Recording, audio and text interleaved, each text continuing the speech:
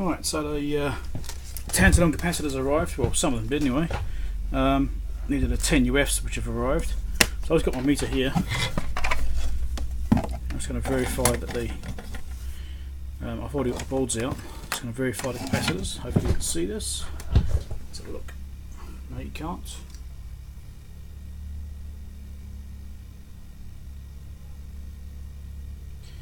There you go. So this is the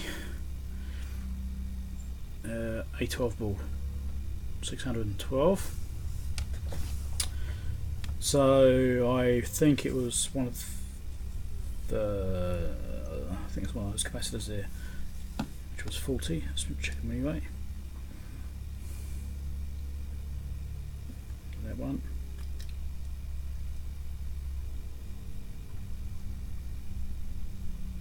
Not that one.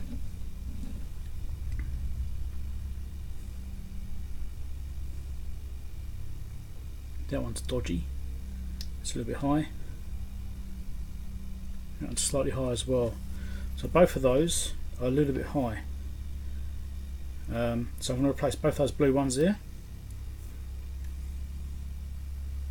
And there's one over here too. I think that was okay. If I can find them.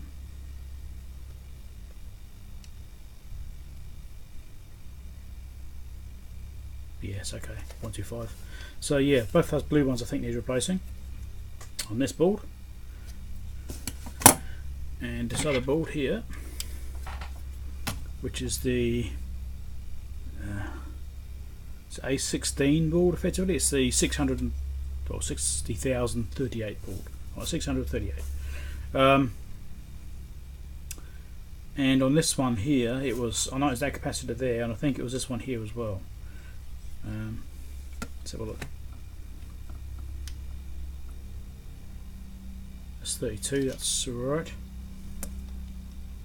Well, 0.32. Here you go, 3.5 ohms. That's wrong. Alright, so that one there. I think the others are okay, I'm pretty sure. 0.28. So yes, that one there, and that one there, which I need to replace, which are both 10s as well. So there was, I think there was a 22 somewhere which I had to replace as well, or 2.2. Pretty sure there was. It's not on these boards, but I've only got the 10s turned up so far. So let's just get some out. I need what, 4? Yeah, I need 4. I've got 5. I've got older 10, so I've got plenty. So let's just compare a brand new one. Hope you can still see that. Yeah. So a brand new one, 0.48. No.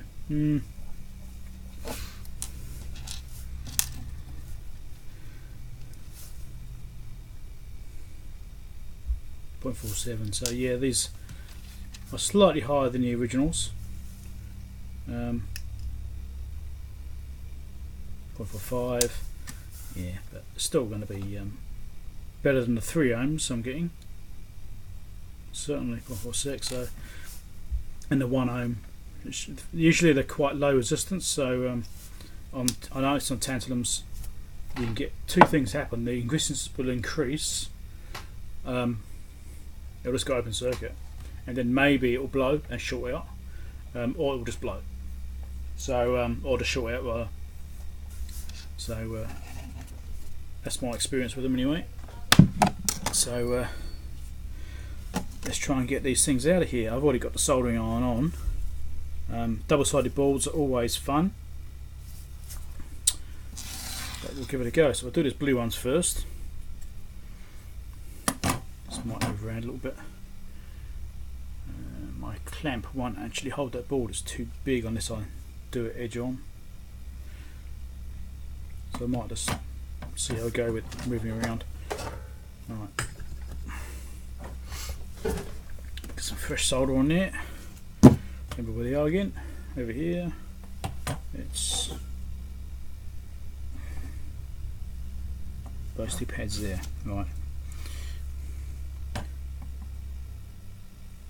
Fish on those. Oh, better turn my filter on.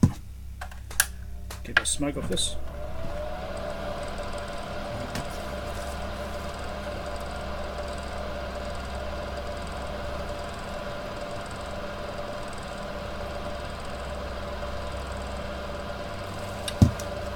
Let's move this microphone in.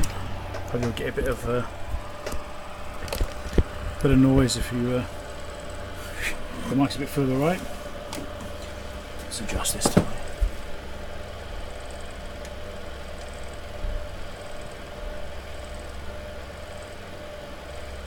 Okay. This is very professional, was it? Anyway, no. Oh, my professional video. Awesome. So.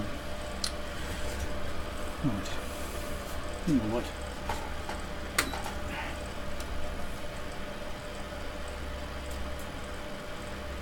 Okay. Try and get these things out. I've actually ordered a solder sucker, a proper desoldering unit, which is on its way. Kind of tired of using a solder sucker. I mean, it's worked okay, but I want something better.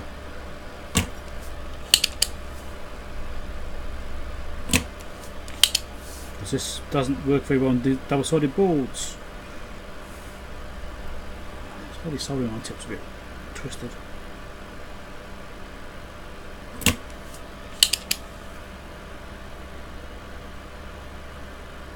Come on, desolder.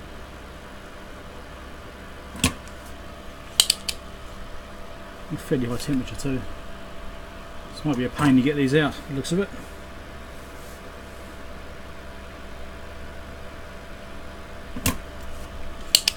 This is why I wanted a proper desoldering unit.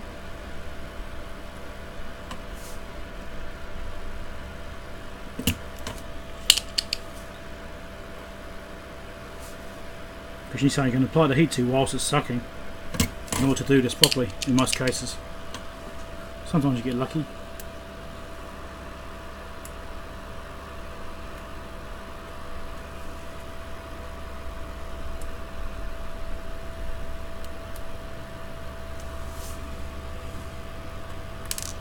Okay, it's one out.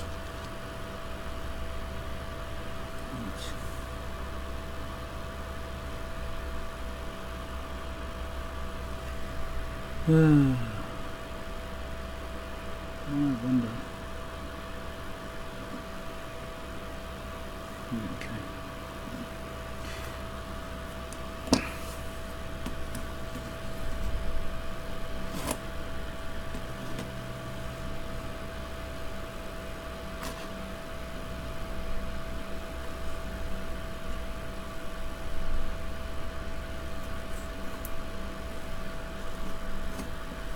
I'll just do it this way and clean it out after. The solder sucker. Something else I've ordered, which I saw recently online, which I thought was interesting, is some desoldering needles. I saw those the other day. I can't remember who it was that had them now, and I thought that's an interesting idea. Not something I've seen before, so I actually jumped online and bought some as well. So I'm just waiting for those to turn up too, because there could be times where that comes in handy. Right, so let's get these in. So square pad is positive on these things. Turn the meter off.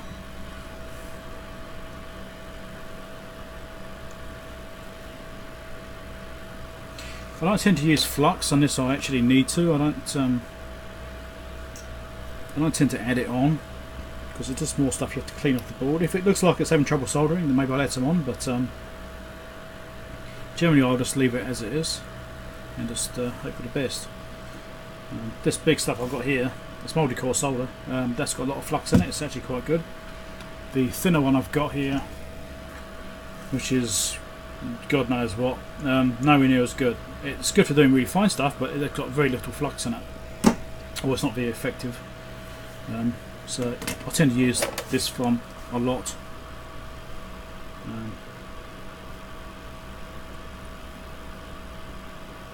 Especially you've got to try and get it to flow through the other side of the board, double-sided stuff.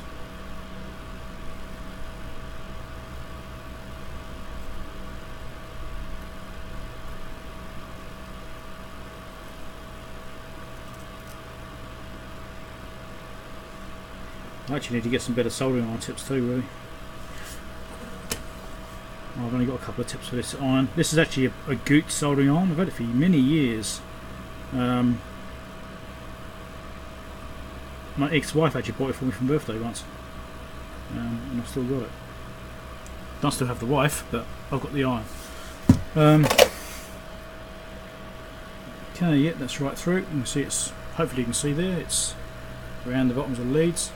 If anything, might be a little bit too much solder there, but it's through the ball, so that's what matters. Cutters. And there's some flux residue on here which I need to clean off. I might need to get some new cutters. Not cutting very well.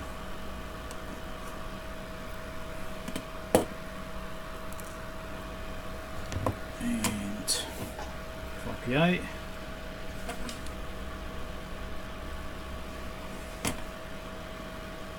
Doesn't really seem to be anything on the other side of the board, it's probably alright.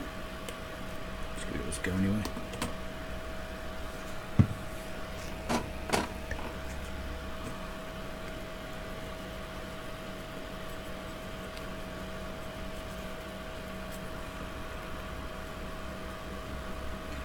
Actually, did get some cotton buds in here. This is my last one. I'll have to go and get some in a minute. Problem with these is they tend to leave bits of fluff if you're not careful.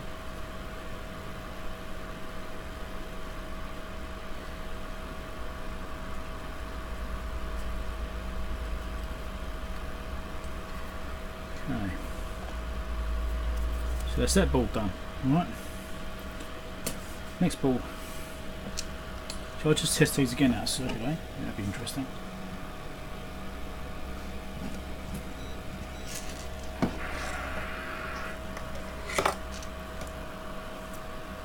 See if the values have changed at all. Hopefully you can see it. I'm a bit closer, maybe you'll see it then. Yes, can you see it? Oh, yeah, can, cool. Right.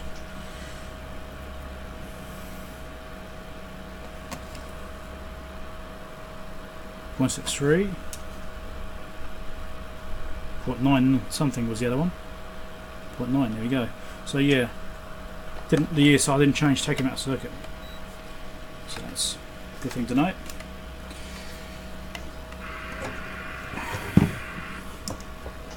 So they can go in the bin.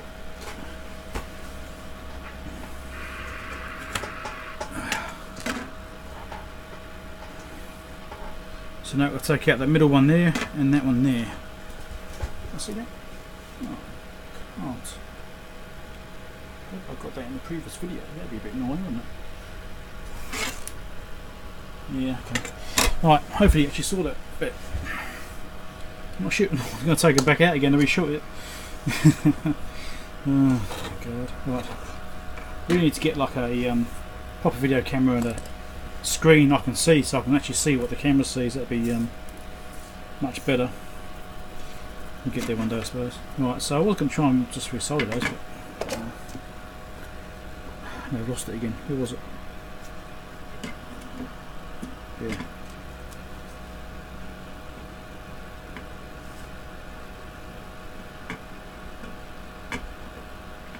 So it's actually desoldering quite easily. It's not doing too badly at all. It's obviously decent solder they used back then. And it doesn't seem to have aged that badly.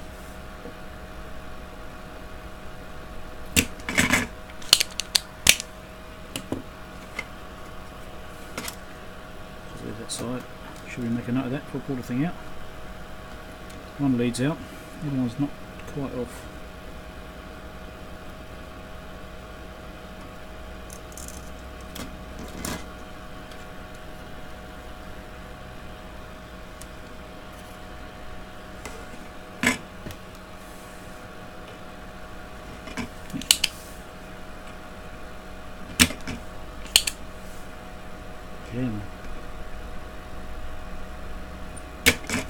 Oh my god. There we go. Positive to that side. Stick it in.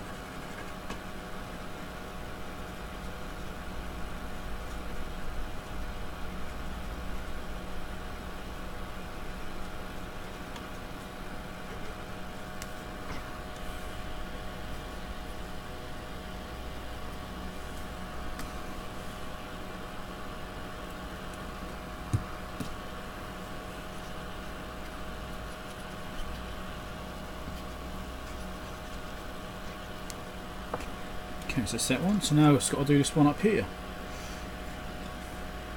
Which is a decent ground plane on it, so hopefully it's not too hard. Positive towards the resistor. Okay. Always take note of the polarity when you pull something out. Nothing like taking it out and going, ah, crap, which way did that go? It happens too easily. Anyway.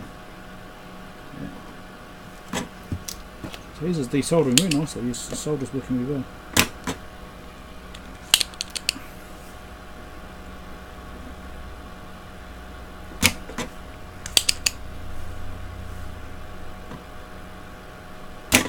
I'm certainly looking forward to when I get my desoldering unit.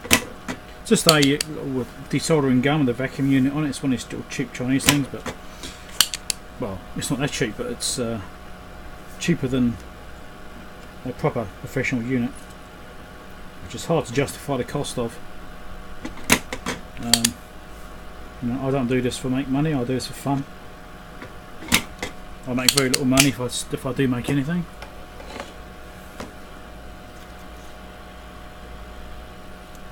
Stuck.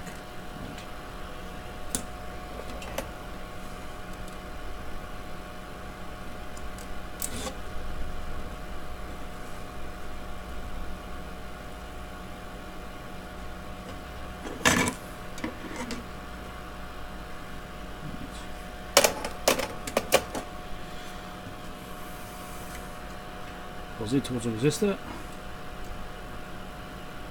Because you can't rely on the traces to tell you, because if it's a negative power supply, not a positive power supply, it could be in reverse. So you can't just rely on that to tell you which way around it goes. Which is why it's a good idea to note which way around it goes before you pull the part out. I'm not expecting this to actually change anything on the unit. This is all. I think I'm said what it is. This is the HP microwave frequency counter, which I'm working on. Right, so I identified these boards are faulty. Well, these capacitors were on the way out, not performing as they should when I was doing my basic component testing, and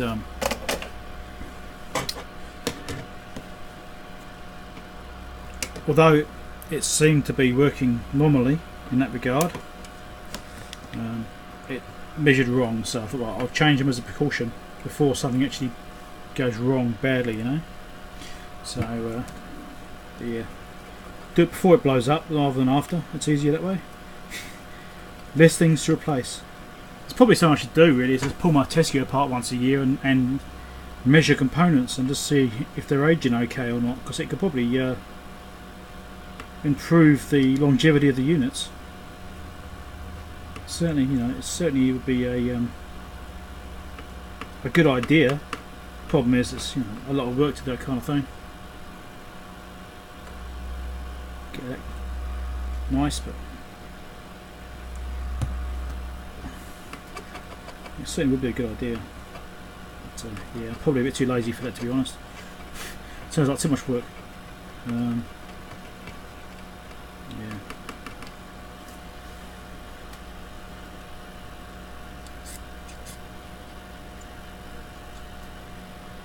Didn't really seem to get any flux outside the board anyway.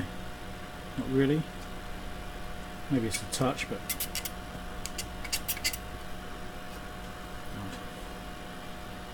good. So that's those 2 boards done. Turn it off. Turn that off. Get all the noise. Solder away. Right. Drop them back in again. I'll just do some testing. Make sure it still works. It should do. I think once that's done, I'll probably be probably put it back together, because the only other fault with the unit now would be to with the amplitude measurement. Let's bring this up here.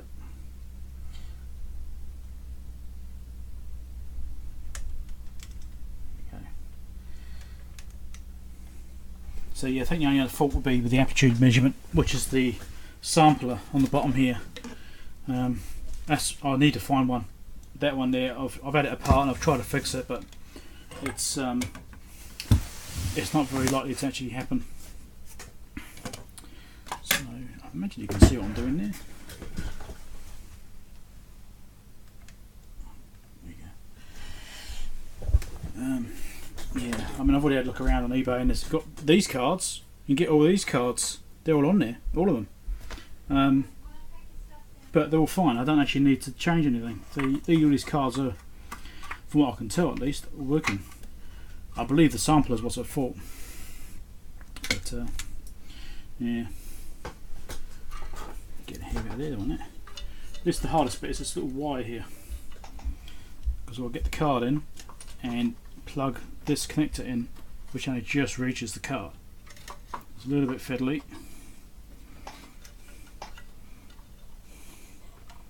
This is the one I tightened up all the sockets on, all the pins, because they were loose. I still don't completely trust it. Doesn't feel right, but it's in.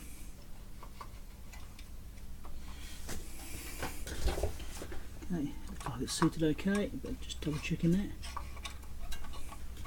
Right, in.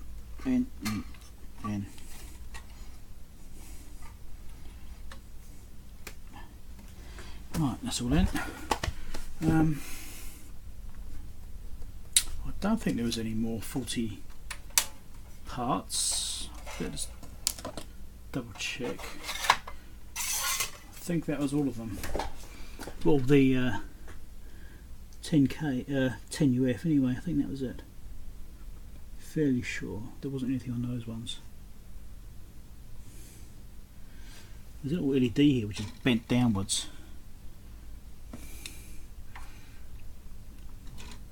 Quite sure why that's bent downwards, but it is.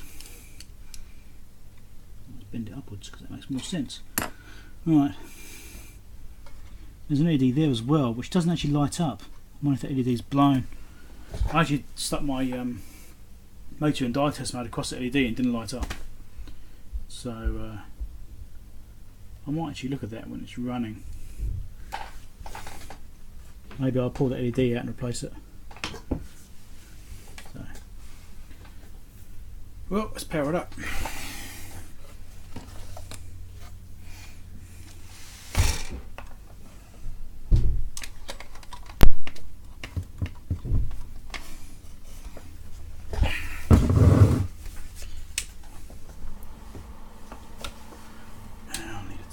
Well, let's make sure it's actually working. It's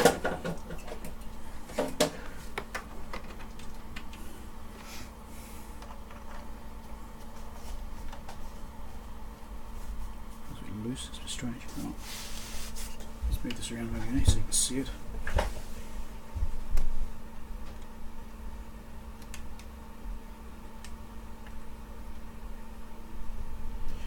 Right, that's on. Let's do 500 megahertz and increase the output level.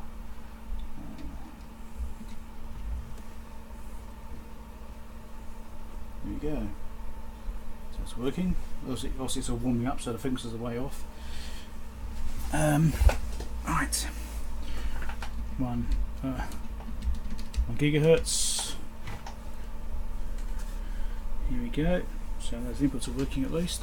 Let's just do a amplitude test in case it has affected the amplitude. Or sensitivity? No, it doesn't seem to have done. It's not as sensitive as it should be.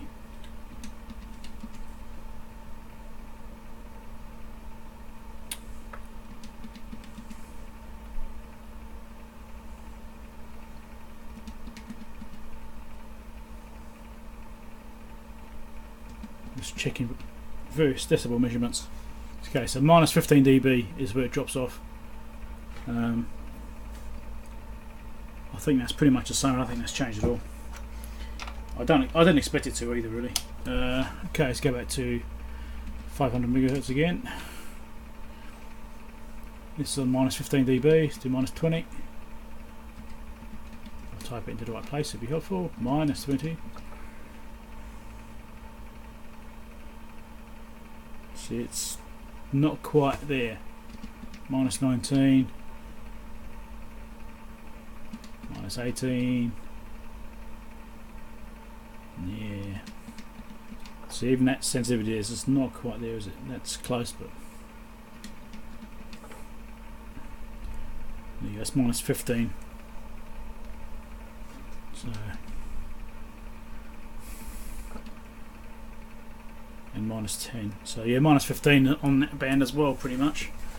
There is a little bit more reduced than I'd like, but it's minus 10 dB I've got on there now, and that's reading okay. Again, like I said before, the high frequency one, not 0 dB. See, it's just not working. The sampler's stuff, I definitely know sampler's stuff. It's got a issue inside there. So, oh, it's working anyway. Let's go back to. Let's just do 10 megahertz, eh?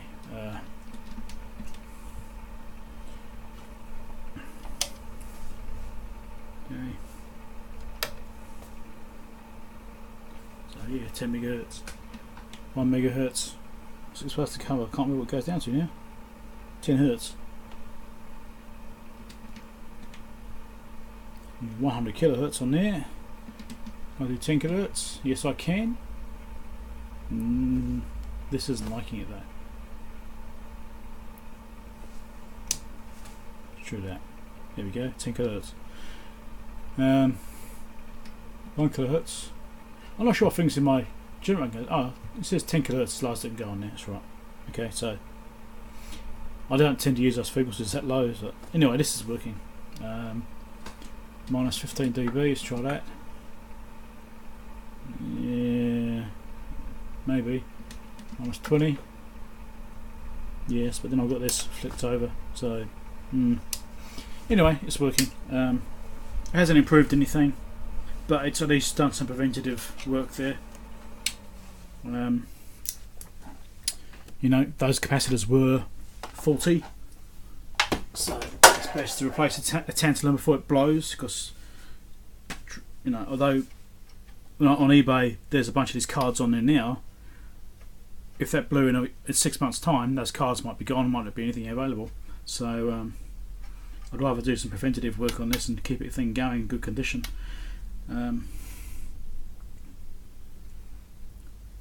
Yeah, so I think that's all I can really do for the time being. I did find a couple of 2.2 UF tantalums in here, which I think might be on this card here.